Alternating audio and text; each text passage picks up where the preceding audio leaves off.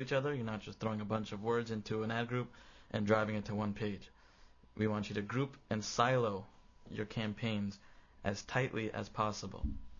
Now this is going to help you out a lot, not only with your quality score and your CTR, but it's going to help you overall with your conversion measuring and tracking as well. And that's where we get to the subject of congruent landing pages. They're theme-based. And like we showed you in the last example, what you want to do is you want to build landing pages that are completely theme-based. So if it's about pit bulls, make sure your landing pages are specific to the keywords that you're going after. So if it's pit bull toys, then, it should be about pit bull toys. Or if it's just pit bull, in general, make sure the page has everything that you're bidding on as far as pit bull toys, pit bull frisbee, or whatever it is, and that it's very tightly grouped, and your website shows that. The more it is, the more your conversions will go up because the ad is completely targeted to your landing page. So the people that are clicking on that ad know exactly where they're going to be going. Exactly. That's exactly why Google created the Google Slab, because they were getting a lot of people creating landing pages that were relevant to the ad. So they're very, very geared to getting people a good experience when they land on your landing page. Yeah, and like people could be searching for pit bulls, and next thing they know, they're getting a ringtone offer. And, Google doesn't like that, so that actually helps you with your quality score when you have very, very tightly grouped campaigns, ad groups, keywords, and landing pages, and your ad itself, actually. So what Google actually measures, when someone actually clicks on your ad and they can't find what they're looking for and they click back, Google actually measures that. And they know that your ad wasn't helping the customer out. Now that's big because you want your landing pages and your ad to be very relevant to what you're selling. Go very tight and go very, put everything in a theme-based, silo-based campaigns and landing pages. Now inside the quality score, the first thing, or not the first thing, but it's very important, is your CTR. CTR is click-through rate. That tells you how many times someone clicked your ad versus how many times it was displayed on the page. So if your ad was displayed 100 times and you got 30 clicks, that's a 30% click-through rate. And so what Google does is the higher click-through rate you have, the better you do, because Google knows that your ad is very relevant and people like clicking on your ads. That theming the ad groups will increase your click-through rate because someone that's looking for Doberman food or whatever it is, if your ad is targeted for Doberman food, you're speaking directly to them, and they're more likely to click rather than if it was just a generic, like dog food ad. So that's important. And the next thing is your keywords. Of course, selecting the right keywords is very important. You want to group your keywords, and you want to keep the keywords that are all related into the same ad group and make sure that they're very tightly grouped. Next important thing is conversions. Now a lot of people don't think about this, but conversion tracking on Google is very important. And actually we've seen from our testing, when you actually put the Google conversion code on your thank you page or on pages that you want to actually measure that, Google actually likes you for that. So they see that the people are clicking your ads and they're going and they're signing up and they're buying something, and then it hits your conversion page, and they know that the amount of people that search for it, then they click through and then they buy, the higher that everything is, the more they're going to like you. So Google conversion code tracking is very important. And of course your landing page. Landing page is very important to quality score. We went over that before, and basically, it's just having a relevant landing page according to what you're advertising on. And now here's the settings. Settings are very important in AdWords. It's pretty basic. You can see here that we have accelerated ads showing, so actually accelerated budget. That's the first thing I want to get into.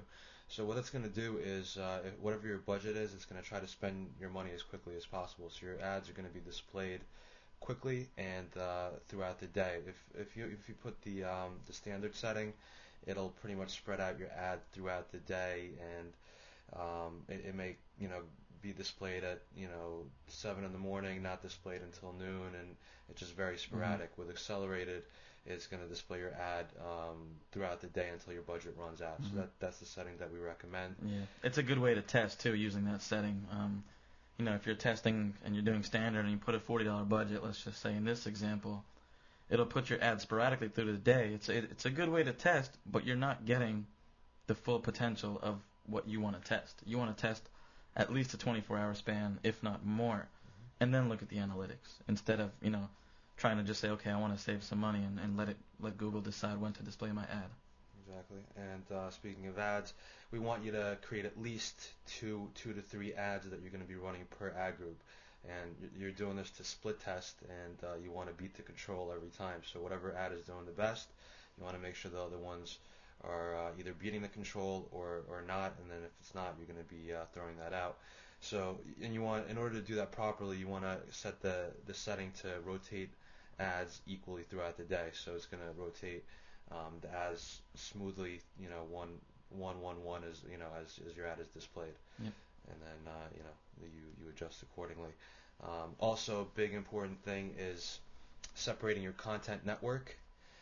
You don't want to put those together because you're not going to know whether your content network is making you money or not. So you want to separate it out and track it separately.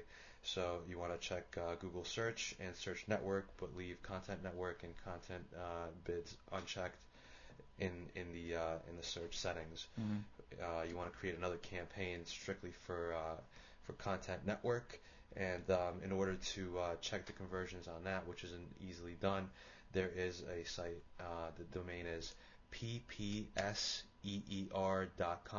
ppseer.com, and they will help you with conversion tracking on the content network. Mm-hmm. The content network can be a very tricky site because there's a lot of spam sites out there, so you just want to be careful. And I believe PPC is probably one of the best content network tracking tools out there. It is. And then the other is the geo-targeting, and that's pretty self-explanatory. Mm-hmm. And once you have your ads running and campaigns are in motion, an important thing to do is analytics tracking and running reports and seeing what's working, what's not working, removing the keywords that are losing you money, possibly increasing spend on the ones that are making you money, checking out what positions work best. Mm-hmm. And by doing this, you're not driving blind. You know exactly what's working, what's not working, what's creating ROI. You take those keywords, you drill further down into them and expand and expand and expand, and just repeat that process. Yes, reporting is very important. The more data you have, the better you can actually sit there and decide what you want to do.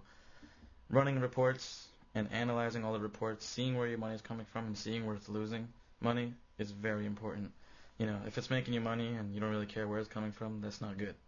You want to know where it's coming from and where you're losing it, and where you're coming from, where the money is coming to. You want to try and expand on that. Yep, exactly. And that encompasses conversion tracking, so you know what's converting and making you money or not. Mm-hmm. And a good way to do that is with Google Analytics.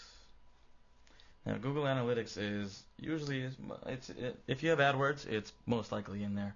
I think they give it to everyone who signs up for AdWords now. And basically, it's awesome because you can actually see the user flow of when someone comes to your site. So you can actually see if someone comes to your site, where they're going, what they're clicking on, and what they're doing. And you can find out what's being clicked on and why they're exiting, what they're exiting off of. And you can actually use that to rearrange your site and reword what you're writing on your site, and actually improve the percentages of when people come on your site turning into a sale. It's very powerful. And the next thing is sale and lead tracking in Google Analytics. It's pretty much the same thing as conversion tracking, except in Analytics it actually shows you from AdWords all the way to the sale what pages they hit and the whole funnel. Where they went, what they did, how they signed up, what time they did it, how long it took, and everything that encompasses that sale and lead.